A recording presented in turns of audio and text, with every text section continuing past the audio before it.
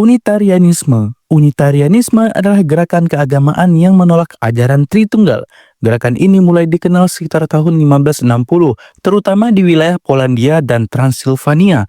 Saat itu, beberapa tokoh Kristen mulai mempertanyakan ajaran gereja tentang siapa sebenarnya Yesus dan Roh Kudus. Mereka berpendapat bahwa Alkitab tidak secara jelas menyebut keduanya sebagai Tuhan. Bagi para pengikut Unitarianisme, Yesus bukan Tuhan, tapi manusia yang diutus untuk menunjukkan jalan kebenaran dan kasih Tuhan kepada manusia. Karena pandangan seperti ini, ajaran Unitarianisme sempat dilarang dan dianggap menyimpang oleh gereja-gereja Kristen tradisional di Eropa. Meski begitu, gerakan ini tetap bertahan. Kini, Unitarianisme berkembang di berbagai negara, seperti Amerika dan Inggris, melalui organisasi Unitarian Universalist Association yang berdiri pada tahun 1961.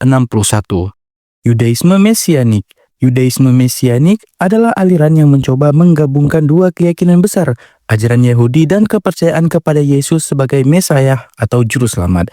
Penganutnya tetap menyebut diri mereka sebagai orang Yahudi, tapi mereka percaya bahwa Yesus adalah sosok yang dijanjikan dalam kitab suci. Dengan kata lain, mereka ingin tetap memegang tradisi Yahudi, tapi juga percaya bahwa Yesus adalah Mesayah yang akan datang.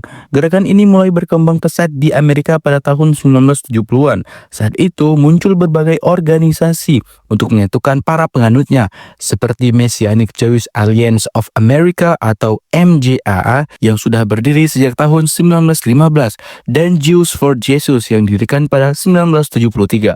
Kedua organisasi ini punya peran penting dalam menyebarkan gagasan bahwa seseorang bisa tetap menjadi Yahudi sekaligus percaya kepada Yesus. Penganut Yudaisme Mesianik masih menjalankan banyak tradisi Yahudi. Mereka tetap merayakan hari-hari besar seperti Paskah Yahudi dan juga hari pendamaian atau Yom Kippur. Native American Church adalah gabungan antara kepercayaan tradisional penduduk asli Amerika dan ajaran Kristen yang diperkenalkan para misionis Eropa. Gerakan ini mulai terbentuk sekitar tahun 1880-an ketika banyak suku Indian di wilayah selatan Amerika mulai mengenal dan menggunakan tanaman peyote dalam ritual keagamaan mereka. Tanaman peyote ini unik, bentuknya kecil seperti kaktus, tapi dipercaya punya kekuatan suci yang bisa membuka jalan untuk berhubungan langsung dengan Tuhan atau yang mereka sebut sebagai The Great Spirit. Sekitar tahun 1918, kepercayaan ini mulai terorganisir dan dikenal dengan nama Native American Church. Sejak saat itu, ajarannya perlahan menyebar ke berbagai wilayah, dari Oklahoma hingga ke Meksiko dan Kanada. Mormonisme. Gerakan ini didirikan oleh Joseph Smith pada tahun 1830 setelah ia mengaku mendapat penglihatan dari Tuhan dan Yesus Kristus.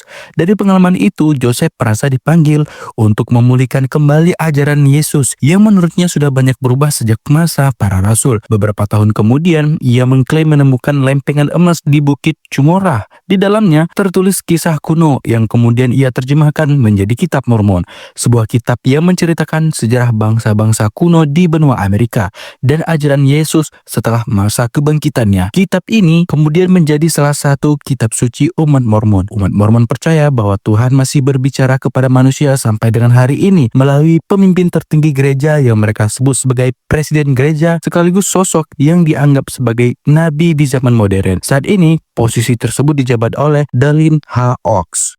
Rastafarianisme. Gerakan ini lahir sebagai bentuk kebangkitan spiritual dan budaya Afrika yang memadukan ajaran Alkitab dengan semangat perlawanan terhadap penindasan. Inspirasi awalnya datang dari penobatan Haile Selassie pertama sebagai sosok kaisar Ethiopia pada tahun 1930. Bagi para pengikut Rastafari, Haile Selassie bukan sekedar raja, tetapi dianggap sebagai perwujudan Tuhan di bumi yang mereka sebut sebagai Jah. Salah satu ajaran yang paling dikenal adalah penggunaan ganja dalam spiritual keagamaan. Bagi mereka, ganja dianggap sebagai simbol penyucian jiwa dan sarana untuk mendekatkan diri kepada Tuhan. Mereka percaya bahwa asap ganja dapat membantu membuka pikiran, menenangkan batin, dan memperkuat hubungan spiritual dengan Jah. Oneness Pentecostalism.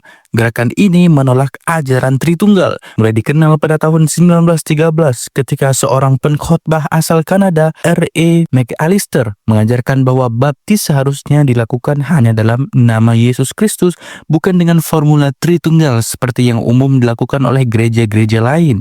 Meskipun pandangannya dianggap kontroversial dan tidak diterima oleh sebagian besar gereja Kristen, Oneness Pentecostalism tetap berkembang pesat. Sekarang gerakan ini memiliki jutaan pengikut di seluruh dunia.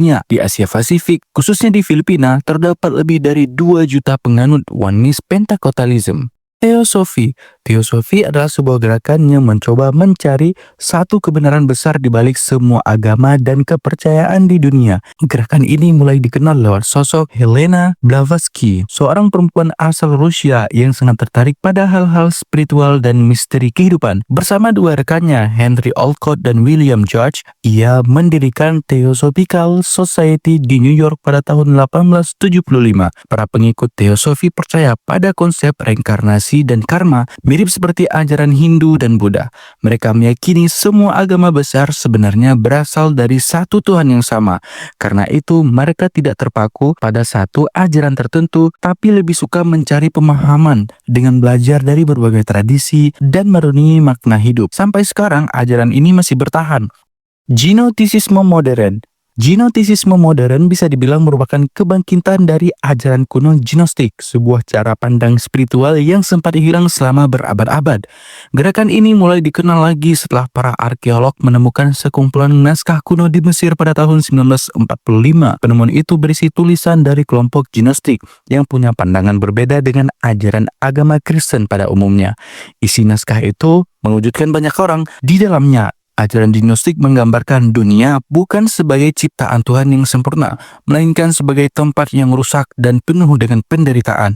Menurut kepercayaan mereka, dunia fisik ini diciptakan bukan oleh Tuhan sejati, tapi oleh makhluk lain yang disebut demiurge, sosok yang menguasai dunia materi dan membuat manusia terjebak dalam kebodohan serta penderitaan.